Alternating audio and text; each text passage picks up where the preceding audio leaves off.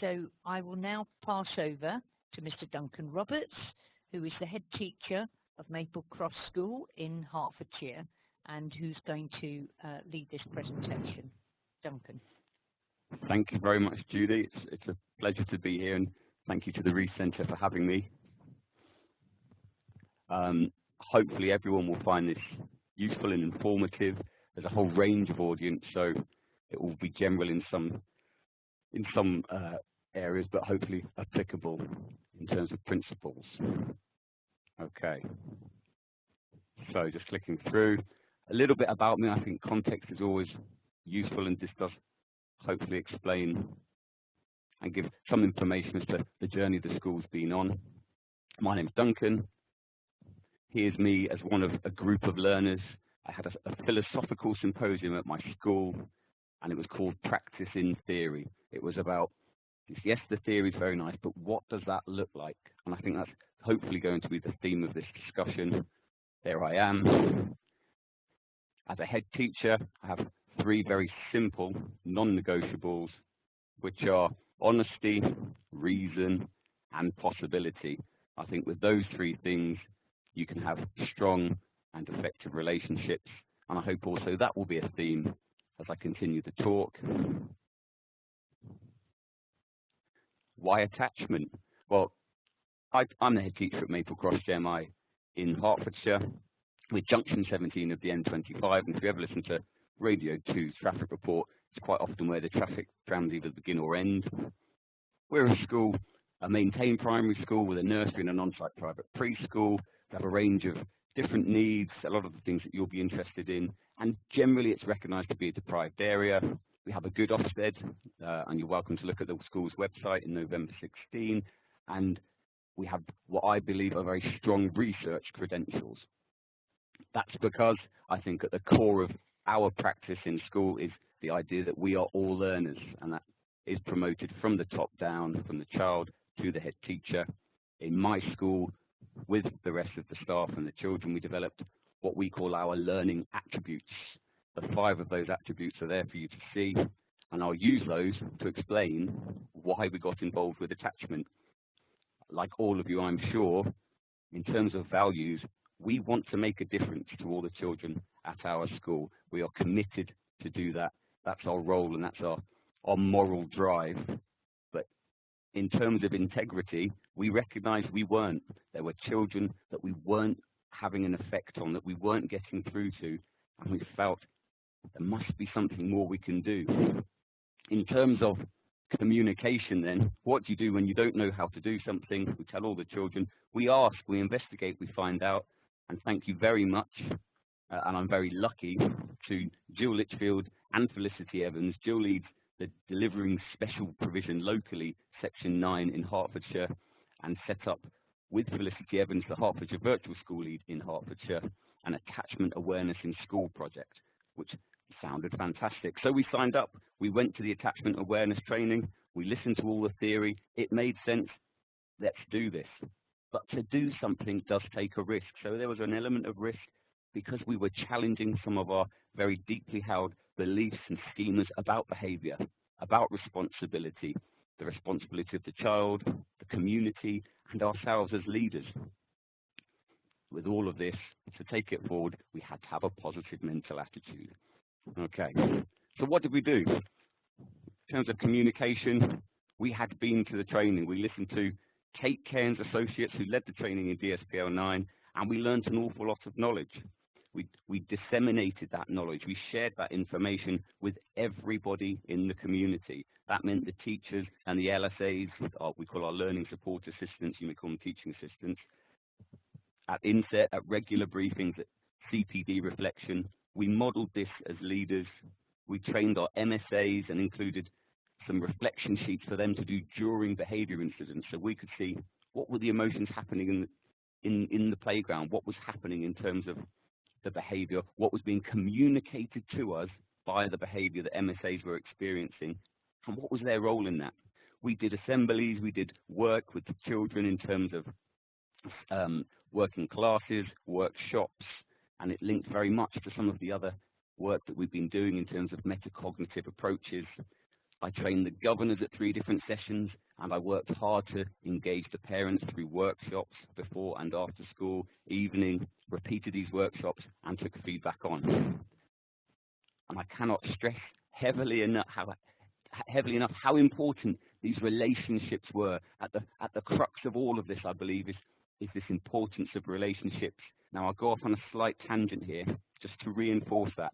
Here, for a lot of you, you recognise this is the Education Endowment Foundation's Teacher and Learning Toolkit, which is a meta-analysis of all the different types of research out there and what makes a supposed difference to children. It usefully, for a head teacher, gives you a snapshot of what it costs, what's the strength of evidence, and what supposed impacts it will have. And here you can see feedback in metacognition. My school has been investigating no marking feedback, which is another webinar in itself. But what we've discovered at the heart of feedback, at the heart of attachment awareness, at the heart of motion coaching is it's all about the relationship. It's that relationship of trust, that relationship of this person does care about me. Okay, we've talked about the importance of knowledge, and here's Dan Siegel's hand-brain model. I just wanted to give you a quick picture of it. It's something some of you will be aware of. I'm not going to explain it, but the point is it's a very simple visual shared language that you can use with nursery children all the way up to your parents, your teachers, your Year 6 children, whoever you are teaching. And it's really been a valuable tool for us in not only explaining what attachment is and emotion coaching is and how the brain works on a neurological level and a psychological level, but in terms of understanding that and allowing the children to communicate sometimes where they are. Okay.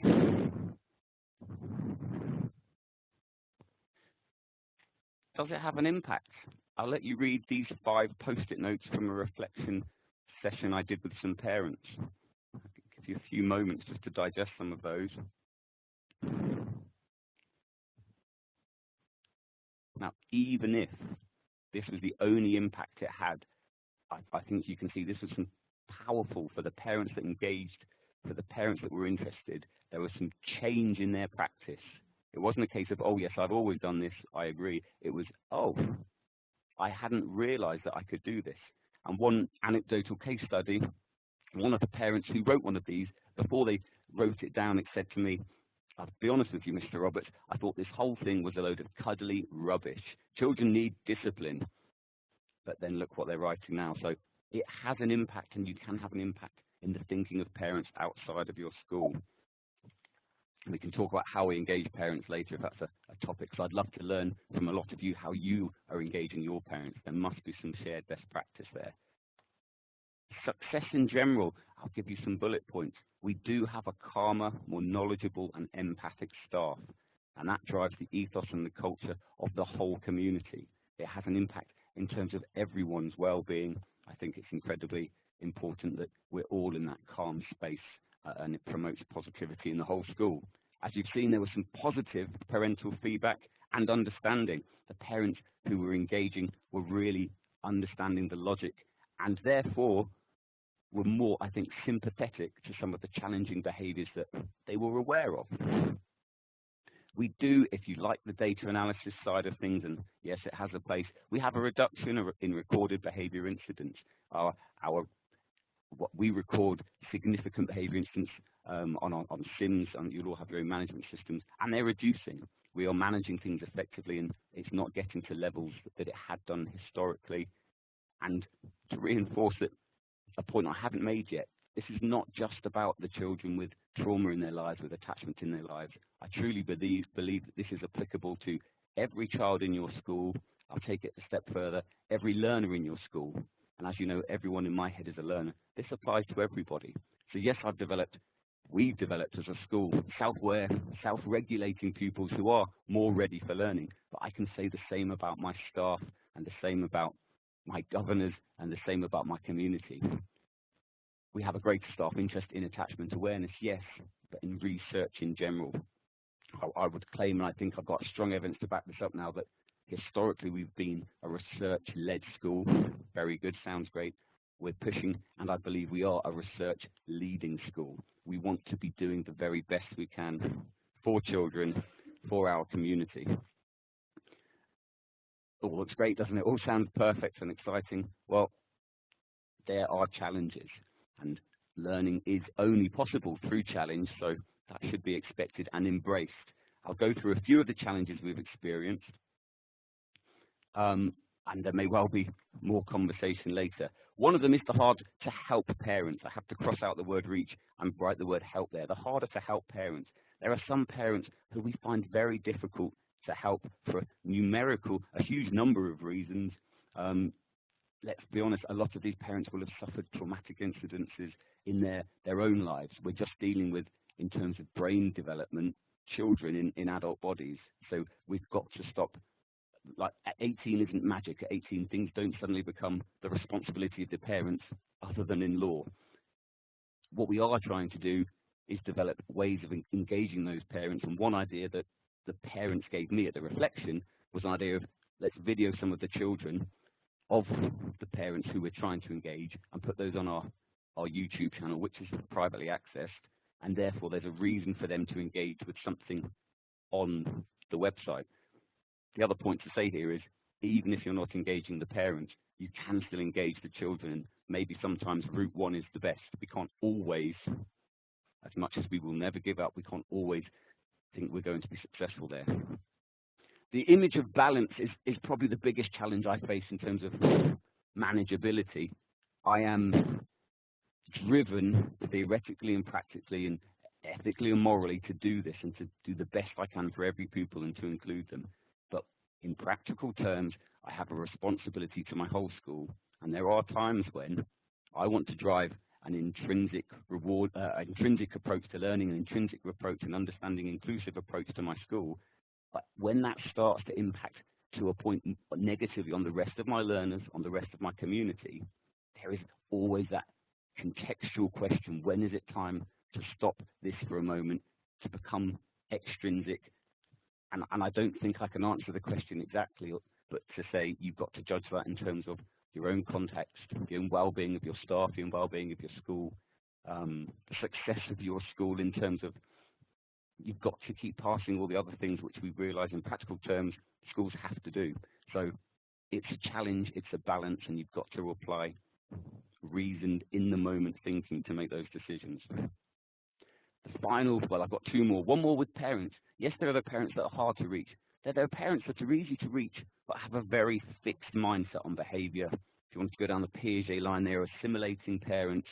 They do not believe in this approach, and they will not open their mind to the possibility that their punitive approach to behaviour, to the idea that behaviour is the responsibility of the person carrying it out, and there should be punitive consequences and fixed and hard boundaries, and that if you're not doing that, you're failing these children.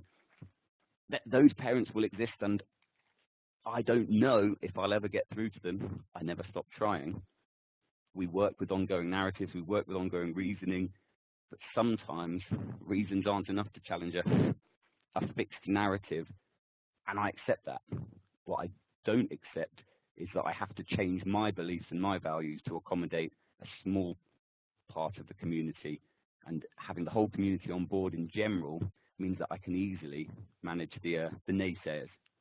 The final challenge I think that I'm facing and you'll all face is, when is a child's behaviour too much?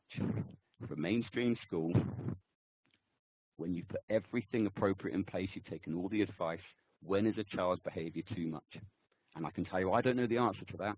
I haven't had to make that decision since getting involved with the Attachment Awareness Programme yet. That's not to say I won't have to, and we have to be realistic in practical terms and do think about the whole community. Okay, only two more slides. I'm nearly there, and I hope it's been semi-informative, and I hope that it will stimulate some questions for the debate. I wanted to have less talk and more conversation. Practice what you preach. Let's talk about the relationships we can form here. So to reinforce with that idea of relationships, a quick slide for you to focus on. Some of you will be quicker than others and will have worked this one out. If you haven't, let me help you out. It's not about the you, it's about the we. It's about everybody in that community coming together. It's about being honest and reasonable and open to the possibility that you can do a better job with these challenging children. It's stepping out of the mindset you might have that it's not your responsibility. That just doesn't hold up in today's budgetary climate. You are going to get more children like this. You can try and avoid them. We know there are schools that do, but in reality, if we're going to get more children like this, then let's recognize it and embrace the challenge and embrace the learning we can do. I do honestly believe that all of this attachment research and emotion coaching approaches will benefit not just these significant children, but the whole community. So you can justify it on that level, I believe, very easily. My final, currently one of my favorite quotes to finish with is this.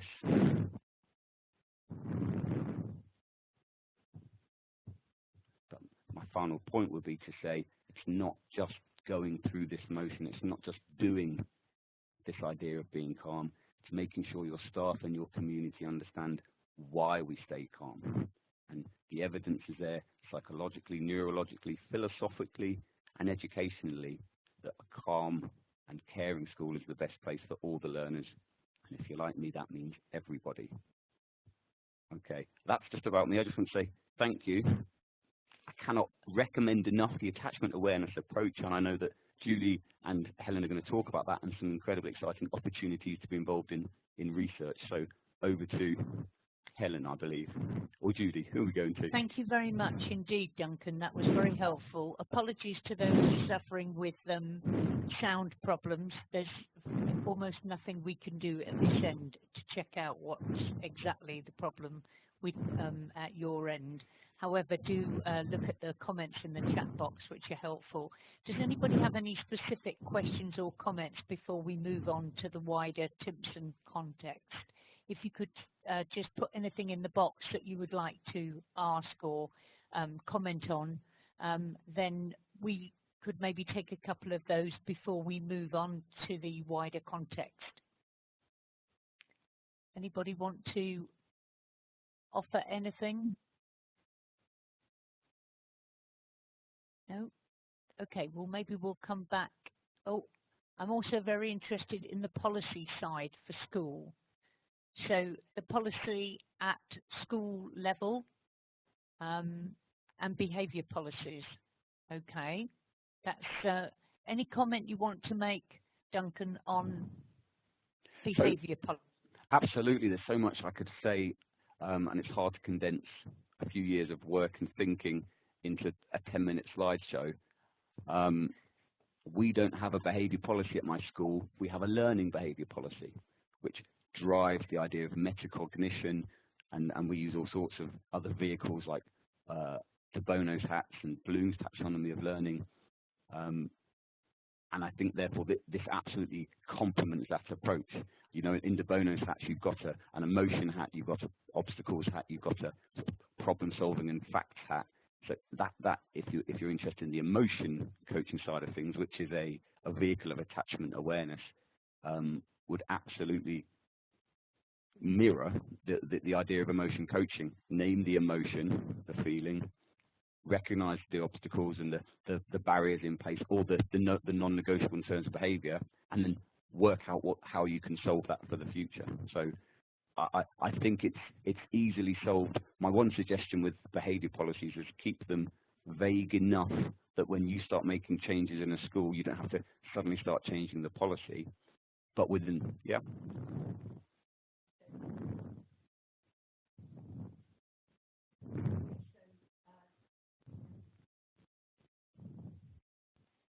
Okay, so Duncan, can you say whether your behaviour policies are available on your website? Not from the top of my head, but if they're not, I'm happy to share them with anyone that emails in. I do believe we get a list of all of the questions, and we'll go through them, and any questions that request things, I'll get them sent to you. That's great. And we also have Jill Litchfield, who I think you know well, oh, yes. is also saying she has interesting positive behaviour policies at her school. So maybe if people contact her, they may be able to get them from her as well.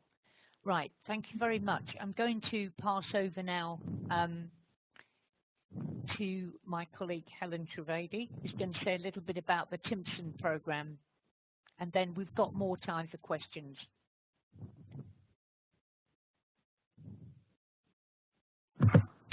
Thank you very much, everyone, for sticking with us and putting up with the technical problems.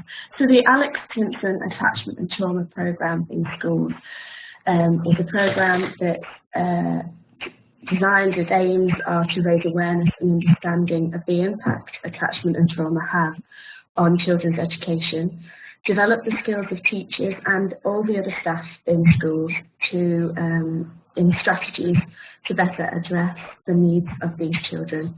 We're hoping to see that it has an impact on attendance and exclusion and educational progress rates and the well-being of children in schools, particularly those disadvantaged and vulnerable groups of children.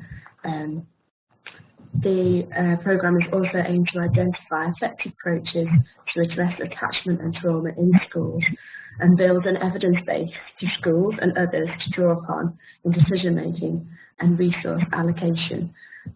So it's an ambitious programme, hoping to reach around 300 schools in the next few years of the project. So our role as the Rees Centre is to help provide some previous evidence to help inform the existing training that is going to be part of the programme that schools access. Circulate termly newsletters with updates from the schools that are part of the programme, sharing their approaches to developing their learning and understanding, progress that they're making in their schools and any challenges that they're facing, how they've overcome them. So I'd like that to be a really useful and practical newsletter for school and wider audiences.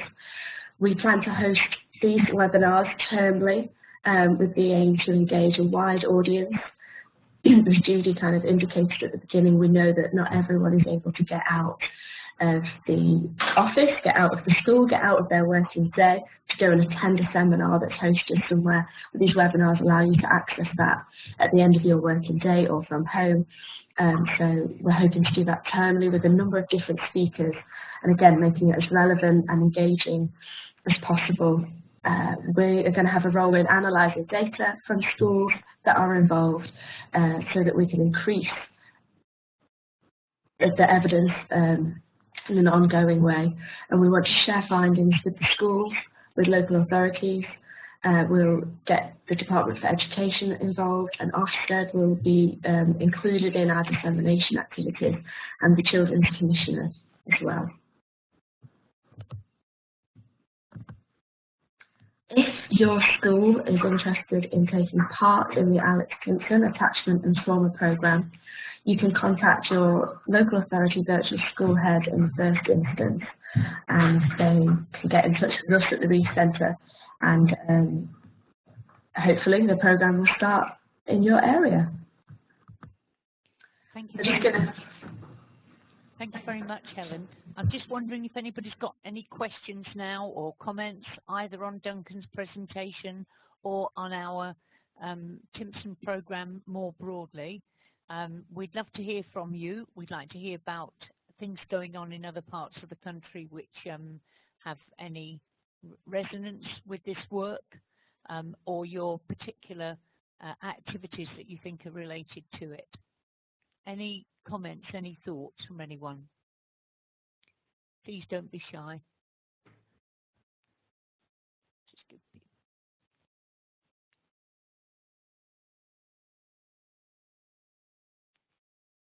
Okay, so one of the things that Duncan's raised, just while you're thinking about other things, is the difficulties, the challenges of engaging hard to support parents. I think some of the schools that we've visited have been trying to reach out to parents. Is anybody able to tell us something about that work?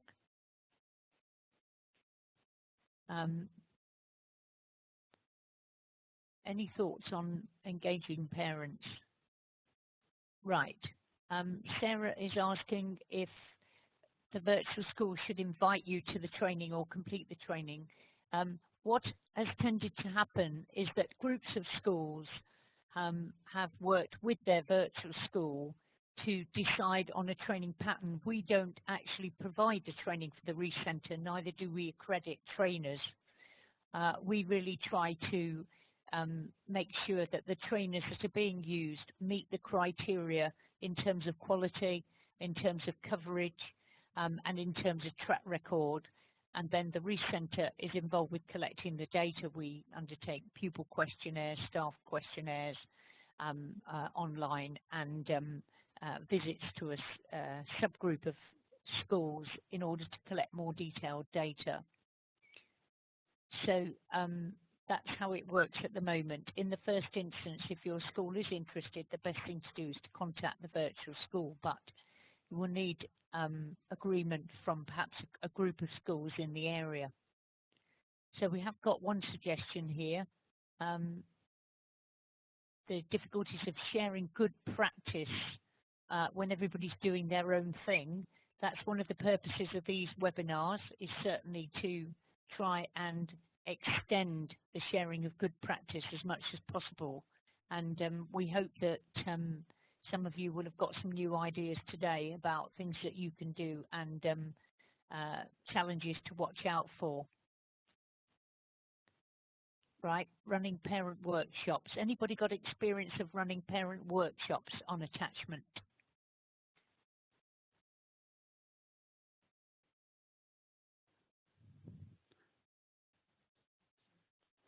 We did 4, Judy, and they were quite successful in terms of attendance, but the importance was running them at lots of different times to ensure that parents, working parents, could make time to come. And I think if I did it again, even then, I advertised it as emotion coaching, and a lot of these words that we're all using quite happily actually put off parents. This was some of the feedback some of my parents gave me. They said, this is one idea, I don't know if to take it too literally, but one, advertise how not to shout at your children. And I, on one level, I think that actually might be a nice way of approaching some of these parents who do struggle, and we all shout at our children occasionally, he says quietly. Okay, so we do have a comment from John Snell, who's actually on the advisory group for the Simpson work, saying that the principles that they included in their sessions with parents were not only to help with children's learning in schools, but in fact help with home life. I think that's an important selling point.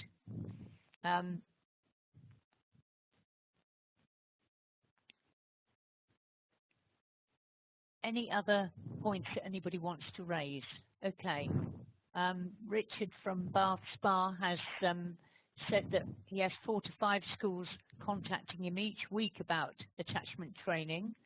There's the issue of not doing one-off training, which I think we all agree with, and the importance of engaging whole school development, because otherwise other people on the school staff, not necessarily teachers, unintentionally can undermine the work if not everybody's on the same page, and that's really important. So some schools may like, or virtual schools may like to be put in touch with local contacts. If you do want that, do get in touch with us. We may be able to help. Something just to jump in there, Judy. I know Jill Litchfield, who's set up the project at my in the part of Hertfordshire I'm in with 21 schools. It's a 3-year attachment awareness project funded by the virtual school. So thank you, Felicity Evans. But year 3, which we're about to enter into, is the idea that the schools who have taken part for the first 2 years will act as mentor schools.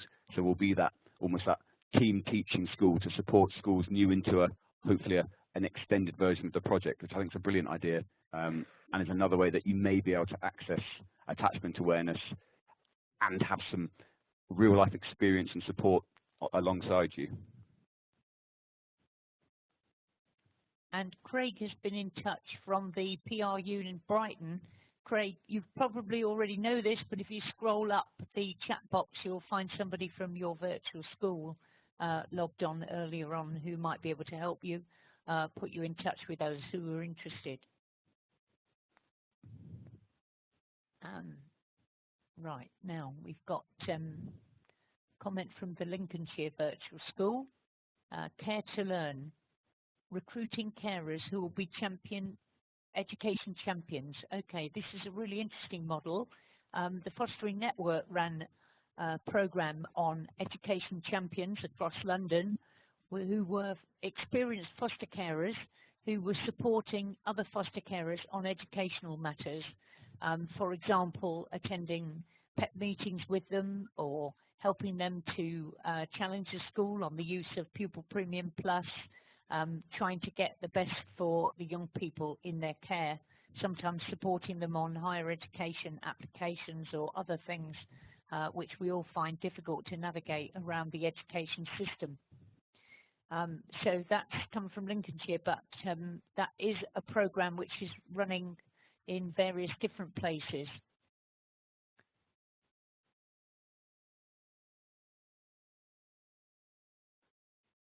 Also, comment from one participant about attachment-aware audits. There are some groups of schools using audits to look at attachment awareness current practice in schools and then re-auditing after a period of engaging in this kind of work to see what changes have taken place. And Larissa, who offered that, is also running a special interest group with schools who are part of that project. So maybe, Larissa, you might tell us more about that in a future webinar. Comments on KCA's work and TouchBase. Both KCA and TouchBase are being used by the 15, I don't mean both of them in the same schools, but they are both used in different schools or authorities that are currently engaged in the Simpson program. We have about 12 local authorities and about 115 schools involved. Lots of people have mentioned audit tools, and we've used an audit tool ourselves. It's been incredibly useful in terms of a formative assessment, working out what we were doing well. So the evidence we discovered earlier this year was we got the knowledge out there fantastically, but one of the audit focuses was on, are your staff working as a team? And we hadn't got that understanding, so it was really useful to see that in terms of the staff's audit, and then put in support and intervention and practice to drive that forward. It's just learning, isn't it, on one level? And it's been pointed out that on the ARC website, the Attachment Research Community website, there is an example of an audit developed by Wendy Thorley at Sunderland University. Somebody was asking which London authority I was referring to with the Education Champions. The Education Champions was actually a project run by the Fostering Network, sponsored by the Greater London Authority, so it was right across London, and 5 local authorities in London trialled it. It has been now picked up in a number of places, and I don't have a list of those authorities, but if you look at Education Champions on the Fostering Network website, I think you'll find more information about it. It is quite a cheap option for supporting foster carers. Now we have here, can we pick up on Alan's question about secondary schools? Hard to reach beyond those staff already interested. Any thoughts? I think our approach, we can't see Alan's question because I think he must have sent it only to some people for some reason. Alan, we don't have your question here in the Rees Centre chat box, but I think just to say that one of the things we've tried to promote with the schools we've been recruiting to the Simpson program is to suggest that they identify a team across a large school at all levels, including a teacher, a designated teacher, someone from the senior leadership team. It's usually the head, it could be a deputy head, and maybe a teaching assistant, who then promote the program. This makes it more accessible to more staff, because some staff are not going to, if they're worried about some part of it or don't agree with some part of it, it's going to be more difficult for them to challenge someone in the senior leadership team than perhaps another teacher or another teaching assistant.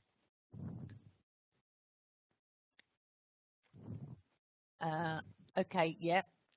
We know that John Simpson, our promoter and funder for this programme, is of the view that head teachers must be completely committed for this to work, and has been very keen on promoting the involvement of head teachers and governors in this programme. And we are taking that message around to the schools when we're undertaking recruitment. I think.